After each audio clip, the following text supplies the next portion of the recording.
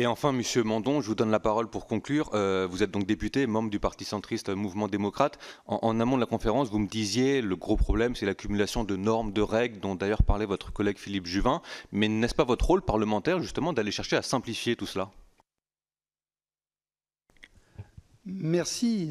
Oui, écoutez, vous m'interpellez sur un sujet qui est impossible à traiter en quelques minutes, mais je voudrais tout d'abord, avant de venir à cet aspect des choses, dire que je me réjouis vraiment du format de cette conférence et j'ai beaucoup apprécié les travaux de ce matin en rassemblant différents experts et des élus, des témoins divers et notamment nos voisins européens. Je crois qu'il y a beaucoup de choses qui ont pu être dites et moi ça m'a permis de prendre des notes et justement de réfléchir parce que le rôle des parlementaires, c'est bien sûr d'agir au contact de leurs concitoyens, mais c'est aussi de réfléchir. Et dans ce monde, reconnaissons qu'on le fait très peu et qu'on le fait insuffisamment. Parce que c'est sans doute des questions de méthode de travail. Je pense que notre système institutionnel est complètement inadapté et qu'en tous les cas, il ne nous amène absolument pas à agir de cette manière. Je rejoins pour autant ce qui a été dit par la plupart des intervenants élus, alors qu'on a des sensibilités différentes, et j'espère que la période un peu baroque, un peu vraiment inédite dans laquelle nous sommes, devrait nous amener tous à sortir de notre situation confortable, de notre vie en groupe resserrée et sur quelques certitudes, parce que c'est le moment de construire. Dans une crise politique, c'est à ce moment-là qu'il faut semer.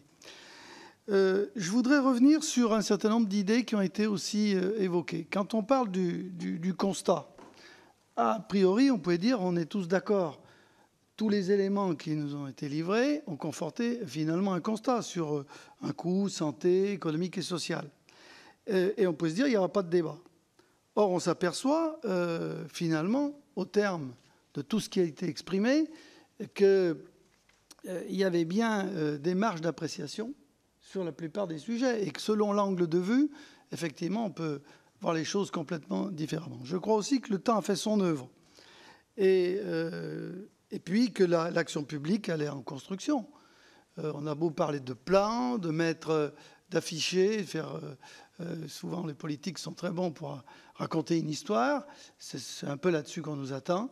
Il faut aussi qu'il y ait une solidité à l'échelle du temps, qu'on puisse tenir les positions.